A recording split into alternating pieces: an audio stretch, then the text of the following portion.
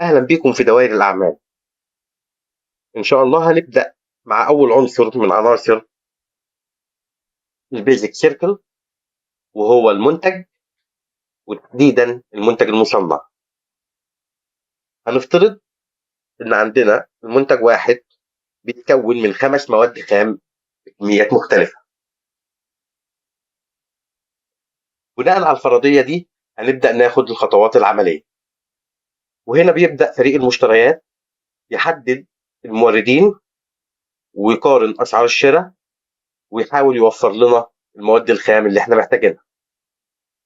ولحد ما ده يحصل تعالوا بينا نجهز المستودعات عشان نستقبل مشترياتنا من المواد الخام. طبعا لما نقول مستودعات في التصنيع فاحنا بنتكلم عن 3 مستودعات رئيسية: الرو ماتيريالز وير هاوس، برودكشن ان بروجريس وير هاوس اللي هو الفاكتوري، فينيشد جودز وير هاوس. لما نروح نكريت ال3 مستودعات بيقابلنا في الوير هاوس فورم 3 أسئلة. رقم 1: ايه هي استراتيجية التوريد للمستودع؟ رقم 2: ايه هي خطوات التخزين؟ رقم 3: ايه هي خطوات الافراج عن الوحدات؟ هنبدأ مع الريسبلاي. عندنا 3 استراتيجيات للتوريد. اولهم باي تو ريسبلاي، مانيفاكتشر تو ريسبلاي،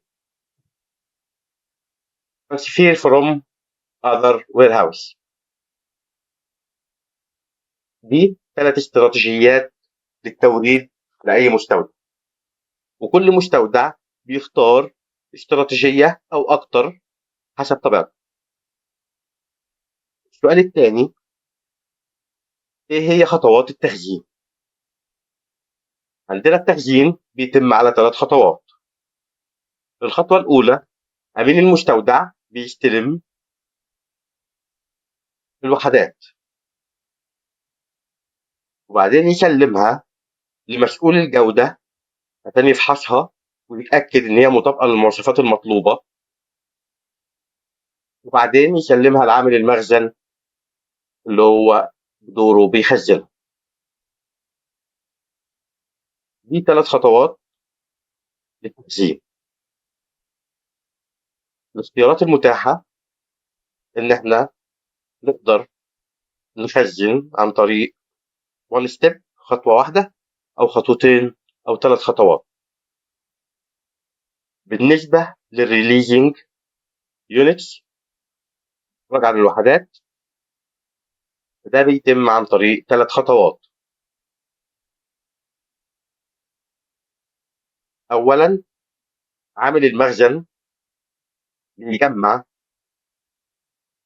الوحدات المطلوبة ويسلمها لعامل التغليف عشان يعمل لها باك، يغلفها ويسلمها بدوره لأمين المستودع اللي هيقوم بشرفها، سواء لعميل أو لسائق توصيل أو لأمين مستودع تاني. وبكده يكون عندنا دائرة المستودعات. باقي لينا نروح كودو ونطبق عملي. يلا بينا.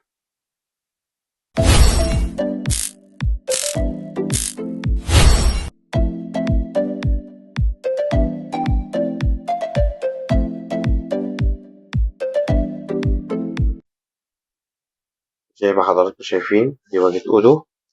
نختار موديول انفنتوري، نختار configuration warehouses.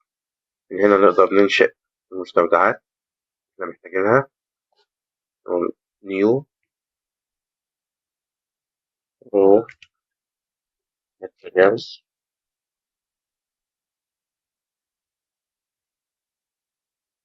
warehouse run. نحط لها first name هنا. resupply هنختار buy to resupply. وفي الاستلام هنختار 3 خطوات، وفي التسليم هتكون خطوة واحدة لأن إحنا هنسلم في مصنعنا. ومن هنا بنعمل سيف، نيو،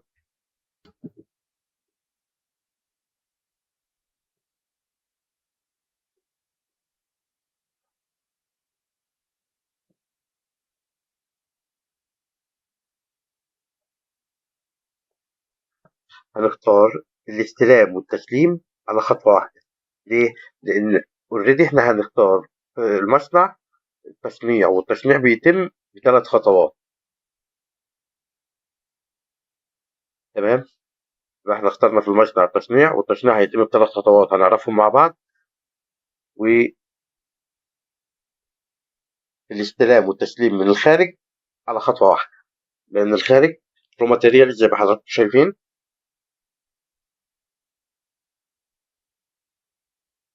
إيه؟ إيه؟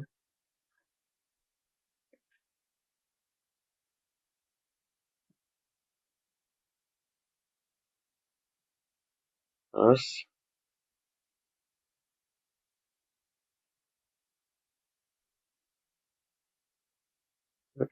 مميز عن الفاكتوري.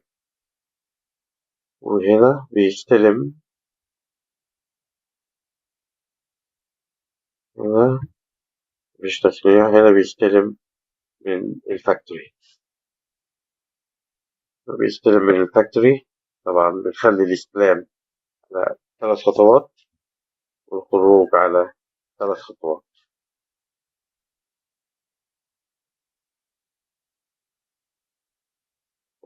وبكده نكون أنشأنا ال3 مستودعات اللي هنحتاجهم في عملية الإنتاج. نرجع لصفحة الشرح.